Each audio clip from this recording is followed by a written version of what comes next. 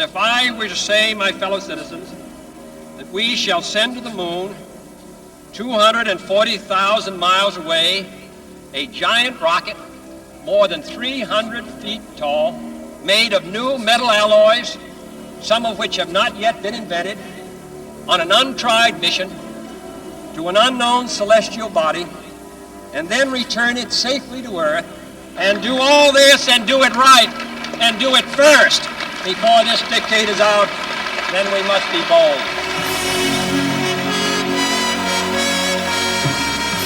A mere 7 years after President Kennedy shocked, amazed, and motivated all of America with his moon goal, 3 astronauts, Frank Borman, William Anders, and James Lovell, actually visited the moon. These space pioneers did so on the shoulders of over 400,000 American workers who built and perfected space technology so that all of America, and the rest of the world for that matter, could vicariously spend Christmas 1968 at the moon.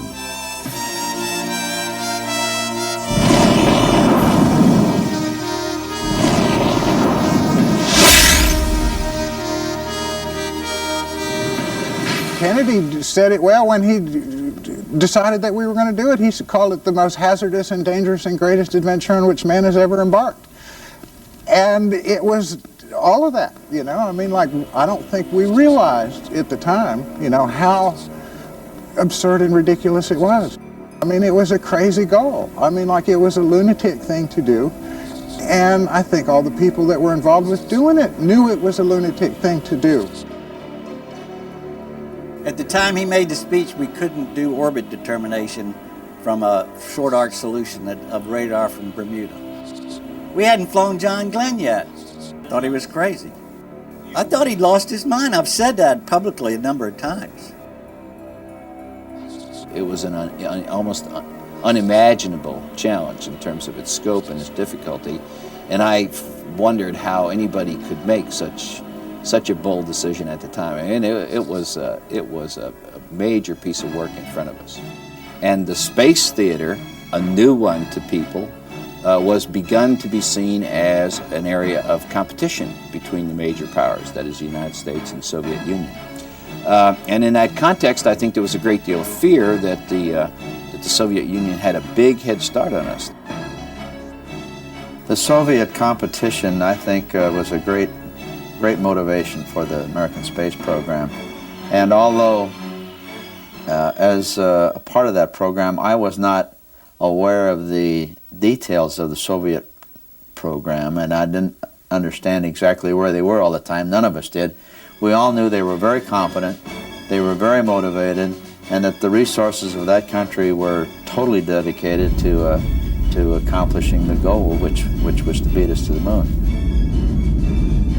So it was a very exciting, kind of rewarding, energetic, I mean, kind of electricity in the air kind of a time, all against the background of this threat from the Soviet Union, the sense of competition, the sense of never knowing where they were in their program and when they were going to spring a surprise on us that would leave us, in effect, behind in this competition that we're engaged in. I remember looking at film of launches, frankly, most of which seemed to end up in a disaster rather than a successful launch in space. So we had an environment where the technology base was beginning to be there, but was very tenuous. NASA and all of America, however, were soon dealt a devastating blow in the space race to the moon. During a ground test in January 1967, the first Apollo capsule, Apollo 1, exploded in flames, killing its 3 astronauts, Gus Grissom, Ed White, and Roger Chaffee. NASA personnel gutted the remaining Apollo capsules and were alarmed to find more than 1,000 critical faults in wiring and hatch construction. It was tragic. I was sitting there directing the test, and to have this happen, it took us totally the sense of shock.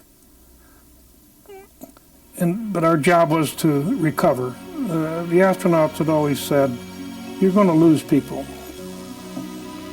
Don't stop, keep moving, because it's what we want. And that's what we did.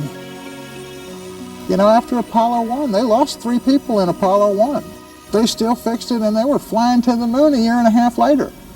You know, to where, like, they didn't stop in those days, you know? I mean, they had a problem, they said, okay, fix it, get on with it. So a redesign of the hatch to be an outward opening hatch and a total elimination of consumables inside that ship were the 2 big design changes that were made after the fire. Borman was the guy that was in the middle of the Apollo fire investigation. He was the guy that drove the whole thing. He was the guy that booted North American in the butt when they needed to be booted. And he became the very highly respected astronaut, not only by his peers, but by us. On top of that, Borman was probably the most trusted, most deserving, most accomplished astronaut of the group. As a direct result of Frank Borman's involvement in the Apollo 1 fire investigation, he was chosen to command the first manned mission using the huge and complex Saturn V rocket, a mission that was originally designed to test all of the systems in Earth orbit. However, in the summer of 1968, very disturbing news came regarding the Soviet flight of an unmanned Zond space probe, which circled the moon. Western intelligence agencies identified this probe as potentially being refitted to include at least 2 cosmonauts. The Soviets soon followed this success with the manned Soyuz 3 mission to Earth orbit in October. Then, in November, another Zond probe made yet another round trip to the moon. The world watched and waited for an anticipated Soviet attempt to send a cosmonaut to the moon. Faced with the prospect of the Soviets reaching the moon with a manned mission first and scoring a major propaganda coup in the process, NASA made the bold decision to send Apollo 8 into lunar orbit on Christmas Eve and beat the Russians to the moon at any cost. Apollo 8 had its mission changed in August when NASA learned that the Soviets were planning a lunar flyby before the end of 1968. And so we were abruptly changed from a Earth orbital mission, which was simply a systems checkout mission. And after that mission had been changed, of course, we worked very, very diligently to get our adjustment ready and to get our training done so that we could fly the mission. When we decided to do Apollo, or started to plan Apollo 8, we only allowed 3 or 4 guys in our whole organization to know what we were doing. Because we did not want the Russians to know what we were doing. I mean, we were all running, man. And we zoom, 7 days a week, all our waking hours. And I'm hiring people. Shit, I'm hiring people like crazy. In my organization, everybody else is doing the same thing. The original Apollo 8 crew was Bill Anders, Mike Collins, and myself. And then Mike had a bone spur in his neck, and he had to have it operated on. And so Jim Lovell moved up to take Mike's position. The Apollo 8 commander, Frank Borman, was a veteran astronaut who had previously spent 14 days as commander of Gemini 7 with James Lovell. Lovell, named Apollo 8 pilot, had not only flown with Borman on Gemini 7, but also flew on board Gemini 12. The only rookie on board was co-pilot William Anders. We were in training in the initial parts of training, but Jim was in the backup crew, and he was familiar with the Apollo, so it really wasn't that big a deal. Mike was pretty upset about it, but it wasn't. I mean, from a technical standpoint, we all could do the job. I remember one of the questions I got asked by the press over and over again They'd always say, well, are these the best astronauts you've ever had flying? How do they compare with the guys that went before? And I would always answer that saying, they're the best we've ever flown, because they've learned from all of the mistakes of everybody else, they've learned from the experiences from everybody else, and therefore they are bound to be the best trained and the best astronauts we've ever flown. And I think that is a true statement. They had an amazing capability of learning from each other. I thought that was fabulous.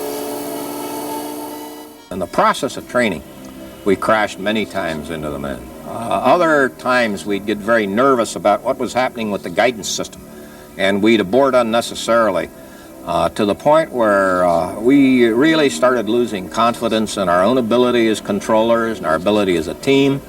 The crew on some occasions would want to go off and train by themselves. We'd want to go off and train by themselves. So for about a month period, right in the middle of the training, it got really dicey down here.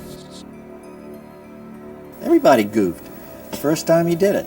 And he started giving us all this bullshit about, I didn't know this was going to happen, so I did this. And I said, whoa, I stopped the whole goddamn thing. And I went in, got him offline. I said, look, I don't want any bullshit from you anymore. If you make a mistake, you say you made a mistake. If you didn't, that's fine. You listen to what we're saying, we're going to listen to what you're saying after this thing is over.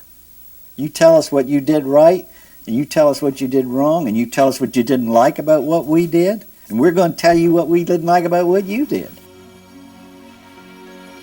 Chris was very tough on us when we screwed something up, and yet it was always done in a way where it was fatherly, in the sense that he was trying to get us to grow up and learn something from whatever it is we hadn't quite done right in a simulation or whatever. And it was a very tough set of standards. I mean, if people didn't make it, they didn't play. They weren't in the control center.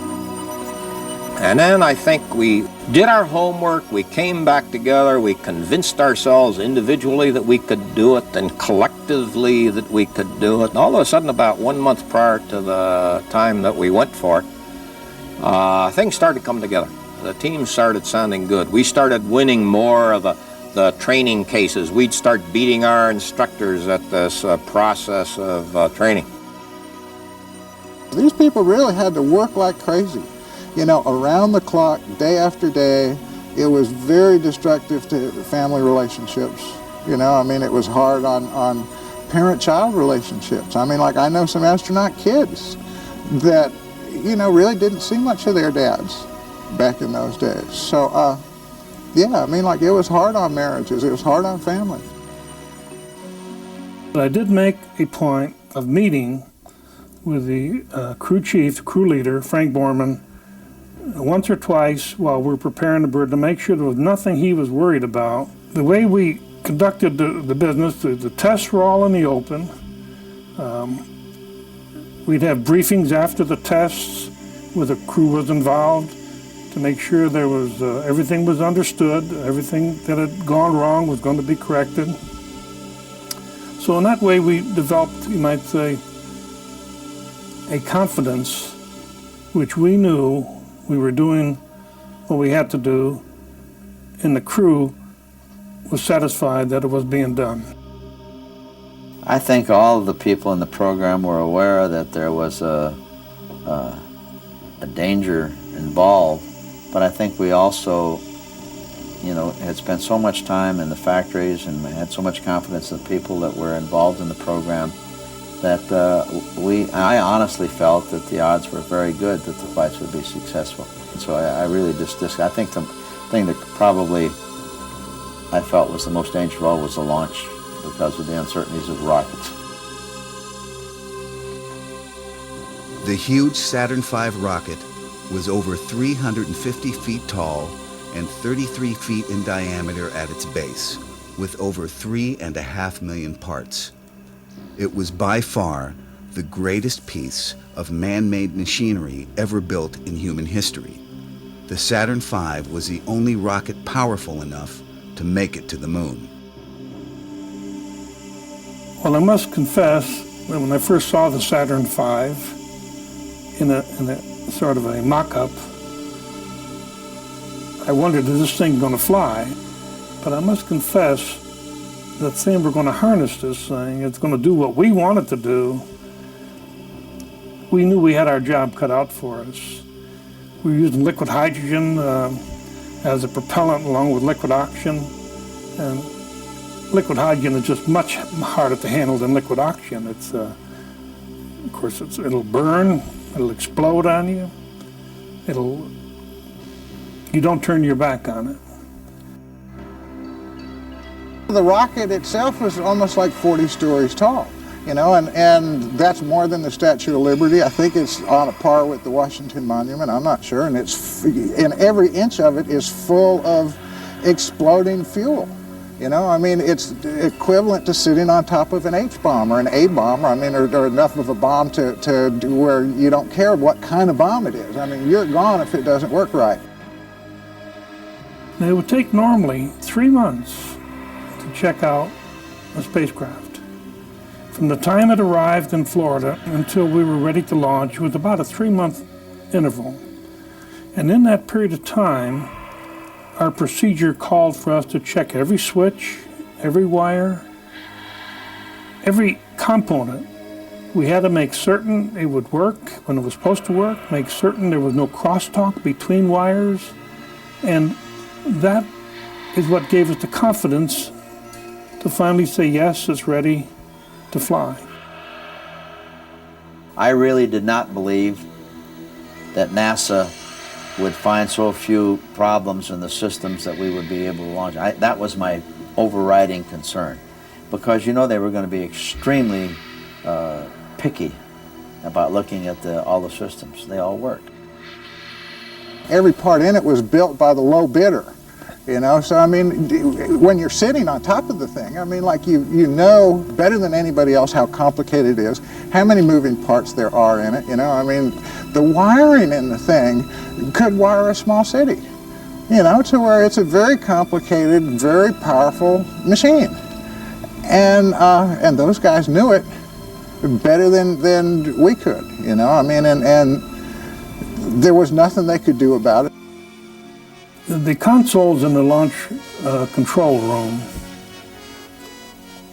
were tied to a specific part of the booster, the spacecraft, and each one was monitoring a part. There was about 350 people on consoles who were monitoring the activities. And if anyone saw something he didn't like, that was his responsibility, he called no go. So you went down that way, and that's what gave you the confidence that this whole thing is moving right, because there's no way one person could keep all those things in his mind. But each one, going through a set of checks, going through a set of procedures, would look at the pressures, look at the amounts of oxygen flowing or the amount of hydrogen flowing, look at the battery voltage levels, look at certain valves which you have to open and close. And that's what gave you the confidence that the whole bird, the entire activity was going correctly. You can call it naivete or what, I just never doubted that we were going to make it to the moon. The only question that I had was whether we were going to get there ahead of the Russians. And that was to me, that was the $64 question. The actual launch is the portion of the flight where they have the least control. I mean, they're basically just passengers. I mean, to where like, here are these guys that have spent all their lives learning how to fly, learning to be pilots, be at the controls. And during launch, there's really very little they can do except for just strap in and ride it, you know? So it was very nervous making for them. I mean, like the heart rates that they monitored in mission control, I mean, like almost invariably showed higher heart rates during launch than in any other portion of the flight. Your thoughts were on the job at hand. You weren't thinking broader things, you weren't thinking who's looking or anything of that nature. That's superfluous. You think of the job at hand, the counting down of the procedures, the counting down of the steps of the test, the things that are going on, the results that have got to come out, and that's the way you get through it. You could be concerned that something would go wrong. But if something went wrong, you were going to be prepared to take other steps. fear as such was overcome by procedures, by knowing what you had to do, knowing that if there was something wrong, you could take alternate steps, and always with the idea in mind that you wanted to keep that crew safe.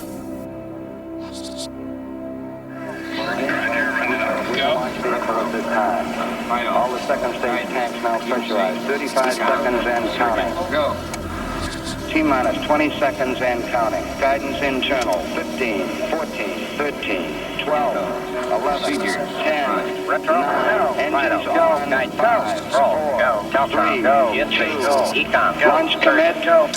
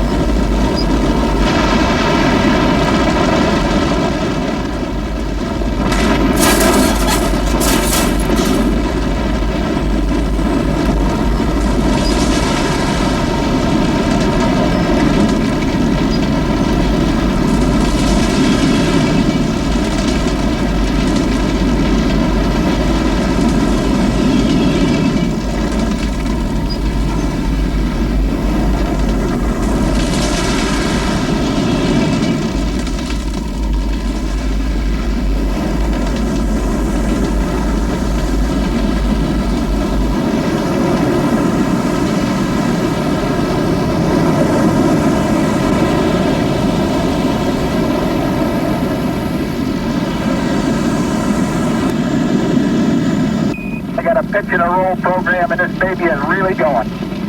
Roger that. Stand by for mode 1 Bravo. 1 Bravo.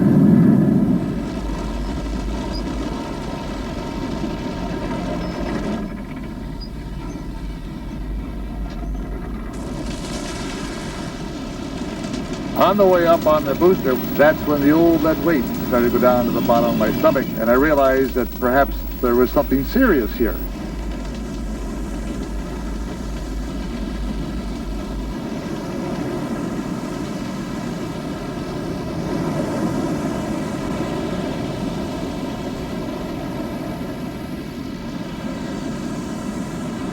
Apollo Houston, you're right smack dab on the trajectory. Your IU's doing a beautiful job. We hear you loud and clear, Apollo. Okay, our first stage was very smooth, and this one is smoother.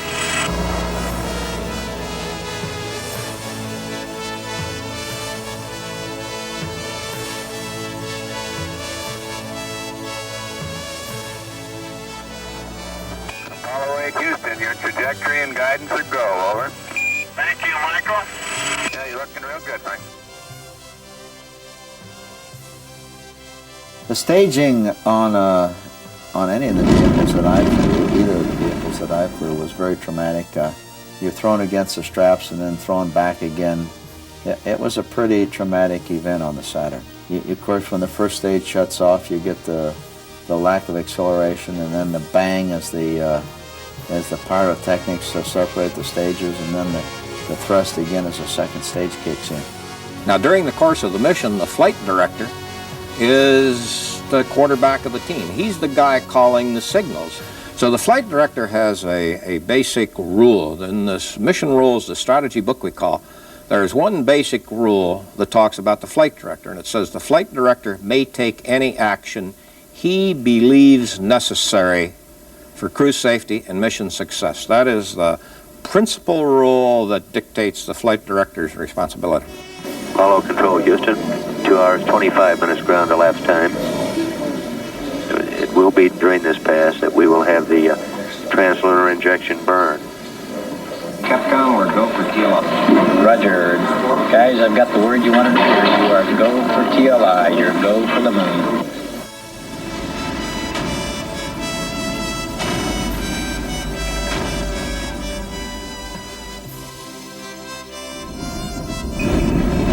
Confirms ignition. And the thrust is okay, booster says. And Borman says we've got SECO. cutoff was right on the second. There were a lot of naysayers. As I recall, we were told that going through the Van Allen belt will be fried. I think even Dr. Van Allen suggested that the radiation there would be very rare. So we wore dosimeters, and I don't think they even blipped. There just were a lot of people that were supposed experts in their field that cast all kinds of doubt about not just Apollo 8, but the lunar landing and everything else. Going to the moon wasn't the important part. That's just the first place you can stop. What really matters about Apollo is those were the first people to leave the Earth, to go anywhere. You know, in the next 500 years, if we don't destroy ourselves, who knows where we'll go? You know, I mean, there's a whole universe out there waiting for us. But that was the first time human beings left the Earth. Give us clues to what it looks like from way up there. Roger. I can see the entire Earth now out of the center window. I can see Florida, Cuba, Central America, the whole northern half of Central America, in fact, all the way down through Argentina and down through Chile. Hey, you picked a good day for it. They weren't looking at the moon on the way out there. They were looking back over their shoulder at home as it got smaller and smaller and smaller and smaller. And if you go around and you talk to them all, they'll talk to you about the Earth more than the moon, more than anything else. I mean, they'll talk poetry about what the Earth looks like as you're getting 10,000 miles and 20,000 miles and 50,000 miles and 100,000 miles and everything you have ever known. You know, I mean, like the whole history of the human race is getting to the point where you can cover it up with your thumb. And that's a very powerful psychological force. This transmission is coming to you approximately halfway between the moon and the Earth. We've been 31 hours, about 20 minutes into flight. We have about less than 40 hours left to go to the moon. The Earth became a personality and a character and a living thing for all of these men instead of just this abstract place where we all live. And that was great, you know. I mean, I think that, to me, validates the adventure or the journey. And you're all looking at yourselves as seen from 180,000 miles out in space. Mike, what I keep imagining is if I'm some lonely traveler from another planet, what do I think about the Earth from this altitude?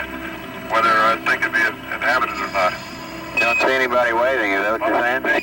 Well, I'm just kind of curious whether I would land on the blue or the brown part of the Earth. You better hope we land in the blue part. Going to the moon, we hardly saw the moon. I don't believe we ever saw the moon. We fired the service module engine in complete back darkness, and at the instant, one of the overriding parameters that would tell you whether you were on course or not was to look down and see the lunar sunrise. And at the instant we were supposed to see it, there it was. You know, I sound like a man be paid, but I have enormous respect for the people that did that. As I understand, the people that programmed that trajectory were, the average age was 29 years old. I was the fourth flight director that was named, and I was 27 at the time, and all my colleagues in the control center were a year or two less than that. I mean, most of them were 25 at the time, right out of college. There were a number of key leaders for us who provided the officer corps, if you will, and the rest of us were the grunts and loved it. I mean, we loved our officer corps, or we loved the work that we were doing, and we just threw ourselves into it. We could not imagine not being successful. That was what's so wonderful about Apollo 8. We were able, through an empirical process, to fly the exact orbit on Apollo 8, draw a straight line through the points of orbit prediction, and man, we could nail exactly where we wanted to be. Jim, they've just been looking at your marks with respect to accuracy, and they figure they're within a couple thousandths of a degree of the theoretical optimum. We've got it. Apollo 8 now in lunar orbit. There's a cheer in this room. This is Apollo Control Houston, switching now to the voice of Jim Lovell. By by 60.5. Good to hear your voice. Okay, Houston. The moon is essentially gray. No color. Looks like plaster of Paris. Or sort of a grayish beach sand. We can see quite a bit of detail. The craters are all rounded off. There's quite a few of them. Some of them are newer. Many of them look like, especially the round ones, look like hit by meteorites or projectiles of some sort. Langrenus is quite a huge crater. It's got a central cone to it. The walls of the crater are terraced, about 6 or 7 different terraces on the way down. Bill, how would you describe the color of the moon from here? The color of the moon looks a very whitish gray, like dirty beach sand, and with lots of footprints in it. Don't these two craters look like pickaxes striking concrete, leaving a lot of fine haze and dust? I think that it did expand our awareness and understanding of who we are and our role in the universe. I mean, like, what does this beautiful blue-green globe have to do with all the rest of it? When you're there and thinking back, particularly going around the moon, looking back at the Earth, and everything that you hold dear is back on Earth, it's a nostalgic moment. There's just no question about it. It was a spiritual journey. You know, I mean, like, that's supposed to be true of every big journey of our life. It's supposed to be a spiritual journey, or there's supposed to be a spiritual component of the physical journey. And it was equally true for those men. It was true of that journey, the biggest journey humans have ever taken, also had a powerful spiritual component. There was a sense that we were a long way from people that we really loved and cared about, and I suspect it would have been that way in any event, but I know that for me the feeling was magnified because it was around Christmas. On the eve of Christmas, as the eyes of the world followed Apollo 8 across the moonscape, the astronauts invoked another, older voice, reading in turn the first 10 verses of Genesis, the story of creation. We are now approaching lunar sunrise, and for all the people back on Earth, the crew of Apollo 8 has a message that we would like to send to you. In the beginning, God created the heaven and the earth. And the earth was without form and void, and darkness was upon the face of the deep. And the Spirit of God moved upon the face of the waters. And God said, "Let there be light." And there was light. And God saw the light, that it was good. And God divided the light from the darkness. And God called the light day, and the darkness he called night, and the evening and the morning was the first day. And God said, "Let there be a firmament in the midst of the waters. Let it divide the waters from the waters." And God made the firmament, and divided the waters which were under the firmament, from the waters which were above the firmament. And it was so. And God called the firmament heaven, and the evening and the morning was the second day. God said, "Let the waters under the heaven be gathered together into one place, and let the dry land appear." And it was so. And God called the dry land earth, and the gathering together of the waters called he seas. And God saw that it was good. And from the crew of Apollo 8, we close with good night, good luck, a Merry Christmas, and God bless all of you on the good earth. It's the sort of situation where your mind is naturally going to go off in spiritual directions. I mean, and if you're a spiritual Christian, you know, I mean, they're going to go off in Christian direction. You know, if you'd have put a Hindu or a Buddhist or a devout Muslim up there, you know, I mean, like, they would have been inclined to spiritual thoughts too, I would think.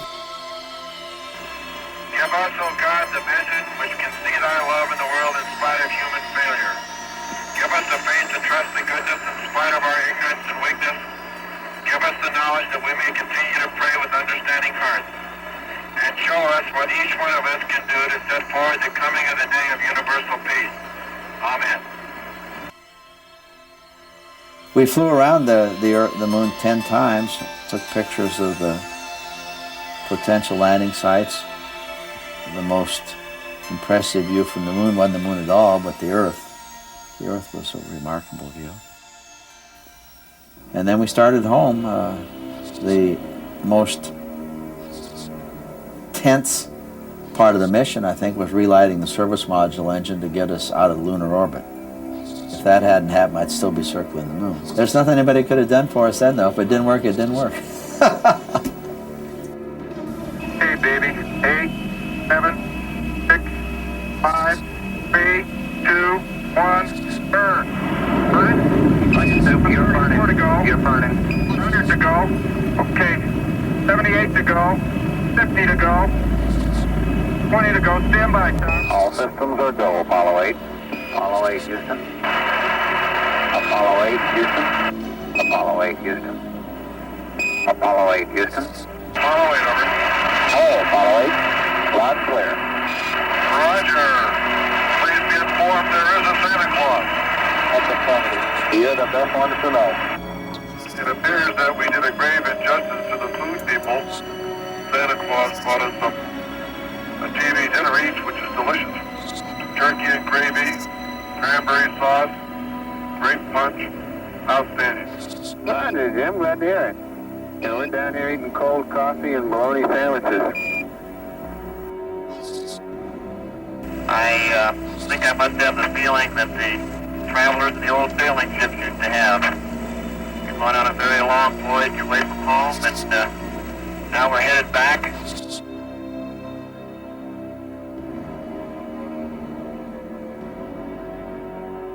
This whole concept of whole Earth, that's a cliche that we all throw around now, but I mean, that's where it came from. These were the first humans to actually see the whole Earth. They took the first photographs of the whole Earth.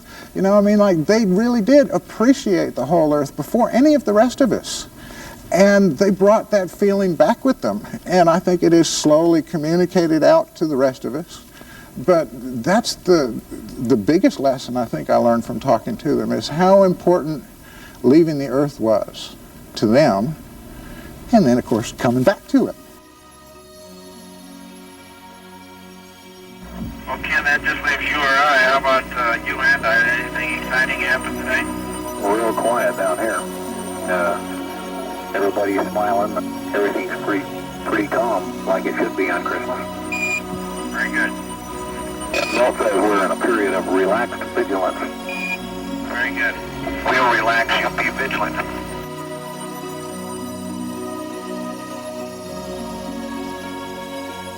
The ground called up and said, we've been tracking you on radar and you guys are really hauling the mail. Well, you know, to make a re-entry here on the Earth, you have to come into a 2-degree pie-shaped wedge. If you come in too shallow, you skip out like skipping a stone on water. If you come in too steep, you're a fiery meteor for a few brief seconds over the night sky. We were coming in, we hoped, into that pie-shaped wedge. This was the first re-entry from 25,000 miles an hour or a hyper-velocity re-entry. We didn't have retro rockets to slow us up. We depended upon the atmospheric drag. And that was an area that I was, as the mission commander, was really more involved in than any other part of it. And that was the area that I thought could have been the showstopper. You hit the atmosphere at a pretty good speed. I mean, like, you know, essentially escape velocity coming back too. So I mean, it's 28,000 miles an hour, somewhere in there. And when you hit at that speed, it's just like a meteor, and you ionize the gases around you to where you're cut off from radio communication. And normally it's about 3 minutes. I mean, and they will know as you're coming in, based on your trajectory, exactly how long it should be. Ken Mattingly just put in a call and just frankly labeled it a radio check. He's gotten no responses yet.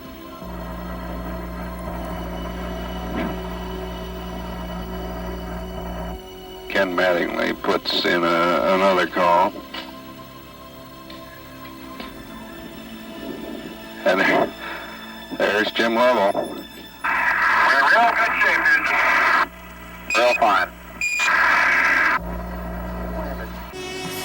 I don't think that I would be here today if that maneuver wasn't successful. It was, and of course, the landing was successful. I was in the Mission Control Center in Houston. I had flown from Florida to Houston for that, and it was like a dream come true. You saw the ship come in, you knew you could catch it long range, and you saw the chutes open up, and you saw it touch down in the ocean, and it was just a dream come true. But it took a lot of hard work to do it. Personally, when you look at the amount involved and the complexity involved, I also believed that there was the good Lord helping us. It would be a miracle to think we could have done it without an assist from the good Lord. My feeling regarding the NASA team is one of enormous respect. Respect for their technical competence, respect for their integrity, respect for their management skills, and respect for their dedication. This was a unique experience, and as long as I live, I'll always think that the most fortunate thing that ever happened to Frank Borman was to be able to be a part of that team. I think it was a unique time in history. We had everything going for us, including the support of the American people. If you look at a lot of the hype you see in TV and movies, they see us celebrating virtually every event in the mission. That is not the case. We celebrate only when the crew is safely in Apollo on board the deck of the carrier. So the key thing is this business that we're in is absolutely intolerant of carelessness, neglect, incapacity. There's a lot of surprises. There's a high risk. There's nothing conservative about the business that we're in. So basically, we hold back until we are absolutely sure that our job is done. Then we will sit back and we'll celebrate.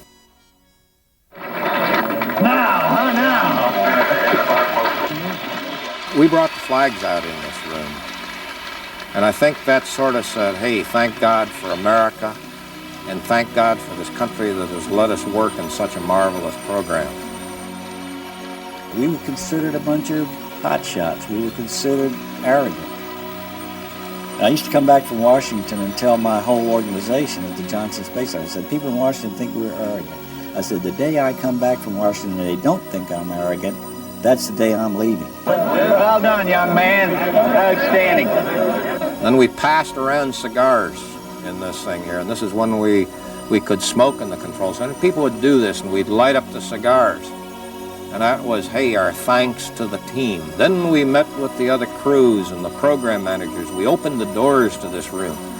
And these hundreds of people would come into the room, all of whom had one little piece of this mission, but without whom we couldn't have done this mission. There was just a feeling of togetherness, bond, unity, accomplishment.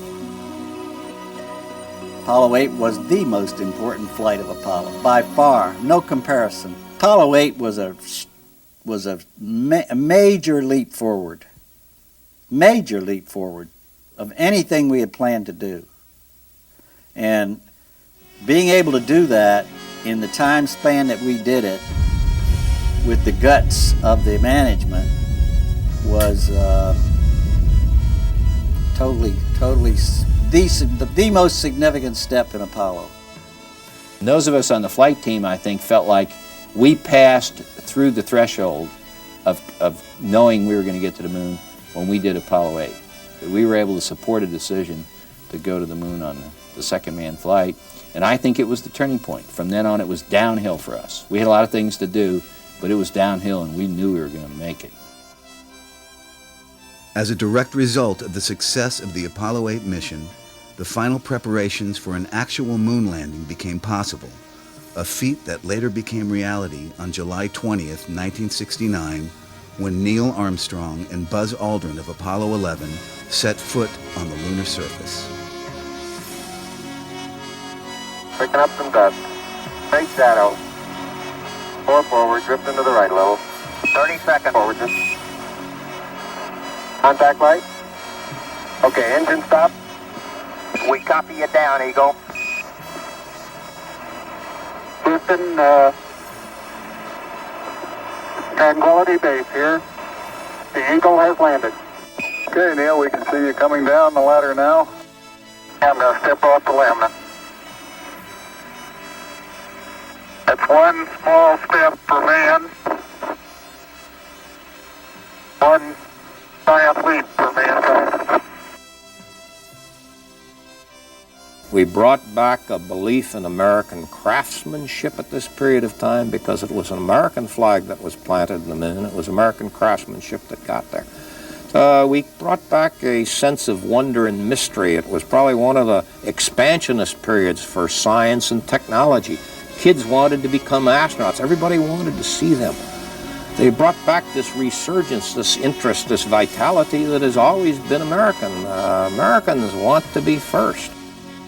And when you stop to think about it, I still marvel at the fact that here was the first manned Saturn V, the first time to the moon, so many firsts in this thing, and everything worked.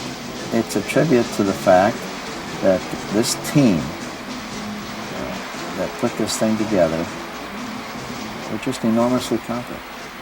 And I can't tell you anything about the Apollo 8 mission. It was an anomaly. It just all worked. Frank Borman stayed with NASA up through Apollo 11, then retired in 1970, and is currently on the board of directors of several aerospace and scientific corporations. William Anders also retired from NASA in 1970 and now runs the Anders Foundation, a philanthropic organization. James Lovell was later assigned as the commander of the ill-fated Apollo 13 mission, where an explosion on the way to the moon caused an abort of the mission. Lovell currently writes and lectures on his space experiences and the future of humanity in space. We don't want to go back to the moon until it's easy to go back to the moon. It was very risky, very difficult, very expensive to go to the moon the way we did in Apollo. And I think the next time we go, we want it to be not as risky, we want it to be not as costly, we want it to be, the risk to be very, very limited in terms of safety. We want to be able to stay there a long time to take advantage of the people we send, because I'm sure we'll send a bunch of scientists as well as astronauts there. I don't see exploring space as ignoring earthly problems so much as it's a different way to grow. You know, we have to grow our way out of our problems, and that's a very serious way to grow. I hope and believe that there should be someday a lunar colony, much as we have a scientific colony in Antarctica, because I think mankind's knowledge will be enhanced, and their understanding of our total environment will be enhanced. But from the romantic standpoint, you know, I think it's going to be tough. I think it's going to be grueling missions. I think being up there, manning those stations will be hard work. And when I look at it, I don't look at romance at all. I just see something that needs to be done, and I think the next few years will be spent hopefully in this permanent space station, learning really how to use and adapt to the space environment. I then believe that we will, without question, someday put people on Mars. And when that day comes, the mission's success will owe much to the several 100,000 plus workers laboring behind the scenes to make a Mars landing possible. Standing on the shoulders of those workers, these future space explorers will, once again, be pioneering the new space frontier and beyond, just as their predecessors did on Apollo 8.